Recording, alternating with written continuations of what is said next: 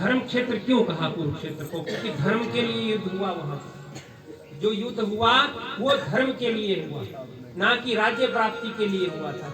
आज जो युद्ध हो रहे हैं सीमाओं पर, वो अपनी सीमाओं के लिए हो रहे हैं, वो धर्म के लिए नहीं हो रहे हैं। परंतु जो कुरुक्षेत्र में युद्ध हुआ वो धर्म के लिए है। तो धर्म का युद्ध समाप्ति पर आ गया, पांडवों को विजय श्री प्राप्त हुई। और होता क्या है कि जंघा का भेदन कर दिया गया है, निश्चेष्ट होकर के बस केवल मात्र ये समझिए कि प्राण मात्र रह गए शरीर में दुर्योधन के। ये पड़ा हुआ है और उस कुरुक्षेत्र में यत्र तत्र जहां पर भी देखे शव ही शव पड़े हुए हैं। आज तक का संसार का सबसे बड़ा युद्ध हुआ है महाभारत का युद्ध। तो अब यत्र तत्र सर्वत्र शव पड़े हुए, तमाम गीध जो आकाश में घूम रहे उन शवों के ऊपर आ रहे हैं।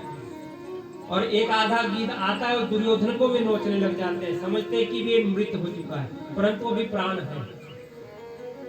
जब सामने से अश्वत्थामा ने ये दृश्य देखा तो विकल हो गया वो, बड़ा दुखी हुआ। जाकर के दुर्योधन से कहने लगा कि महाराज, मैंने आपका वो परम वैभव भी देखा, दास दासियों से आप घिरे रहते थे, कितनी हजार अक्षौणी सेना हमारी थी, परंतु आज देखो आपकी स्थिति क्या हुई। वास्तविकता में ये दुर्योधन की स्थिति नहीं, हम आप सभी लोगों की स्थिति ये है। अंत में यही स्थिति सबकी हो जाती है, जितना मर्जी कमा लो इस संसार में पूरा कभी नहीं पड़ता। बच्चे जाते जाते भी यही कहते हैं कि पिताजी ने क्या किया हमारे लिए, कुछ नहीं करके गए। तो दुर्योधन की स्थिति ऐसी है। अश्वत्थामा गया, कहने लगा कि देखो महाराज, मैंने तो आपके पराभव को भी देखा जब आपके पास सब कुछ था।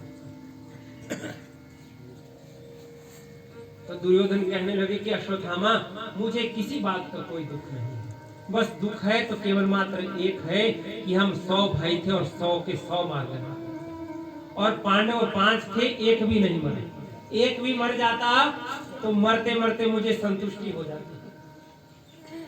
वास्तविकता में संसार में यही होता है, हम मृत्यु शैया पर बैठे रहते परंतु फिर भी ध्यान परिवार में लगा रहता है, ध्यान परिवार में लगा रहता है। यही स्थिति दुर्योधन की भी है। कहां तो मृत्यु परस्पर खड़ी हुई है, पर फिर भी कह रहा है कि मन को शांति तब होगी जब एक भी पांडव यदि मर गया होता।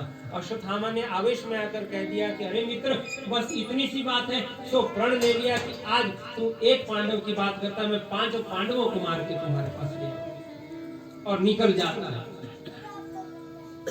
रात्रि का समय होने को आ गया, मन में विचार करने लगा कि आवेश में बड़ा भारी प्रण मैंने ले लिया है, परंतु अब करूं तो क्या करूं, कैसे मारूं उनको।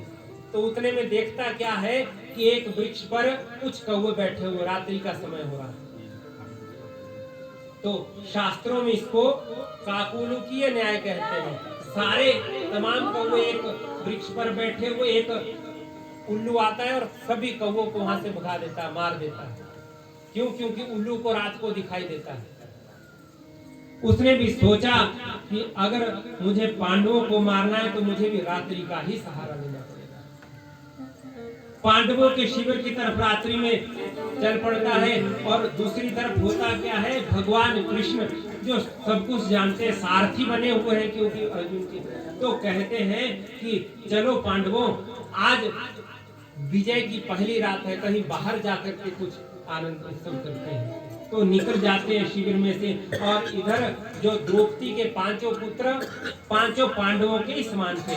युधिष्ठिर का पुत्र युधिष्ठिर के जैसा, अर्जुन का अर्जुन के जैसा, भीम नकुल सहदेव उनके पुत्र उनके जैसे, वो आकर के अपने पिता की शैया पर लेट जाते हैं।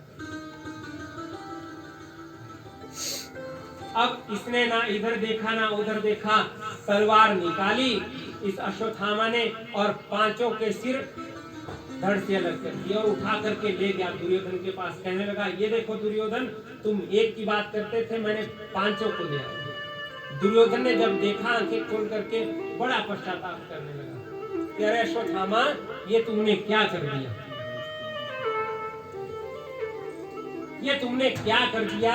तुमने तो हमारे कुल में कोई पानी देने वाला भी नहीं रखा, ध्यान से देखो, 5 पांडव नहीं, पांडवों के पुत्र हैं। आज पहले हमारे कुल का ही नाश कर दिया। अश्वत्थामा को भी बड़ा भय हो गया कि अगर पांडवों को पता लगा तो मुझे जीवित नहीं छोड़ेंगे। और इधर दुर्योधन का प्राणांत हो गया। और जैसे ही पांडव पहुंचे, देखते क्या है कि पुत्रों की केवल मात्र वहां धड़ पड़ी हुई। पांचाली को जब पता लगा, माता शिशुनाम निधनम सुतानाम निशम्य घोरम परितप्यमाना, बड़े भबक करके रोने लगी द्रौपदी। द्रौपदी की इस व्यथा को देखकर अर्जुन ने गांडीव हाथ में उठा लिया और प्रतिज्ञा कर ली कि हे द्रौपदी, तुम दुखी मत हो। जिसने हमारे पुत्रों का ऐसा हाल किया है, मैं प्रण लेता हूं, तुम्हारे सामने ही उसको मृत्यु दंड दूंगा।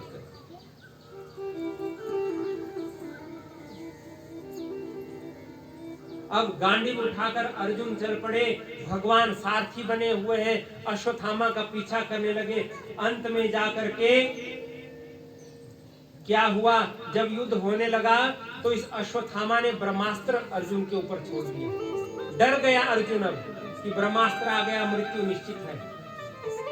तो भगवान कृष्ण ने कहा कि अर्जुन डरते क्यों हो, तुम्हारे पास भी ब्रह्मास्त्र है, तुम भी अपने ब्रह्मास्त्र का प्रयोग करो। तो ब्रह्मास्त्र का प्रयोग उसने भी किया। दोनों अस्त्र आपस में टकराए, शांत हो गए। और जाकर के भगवान बोले कि जाओ अर्जुन, तुरंत जाओ। और अर्जुन जाकर के फिर पकड़ लेता है उस अश्वत्थामा को।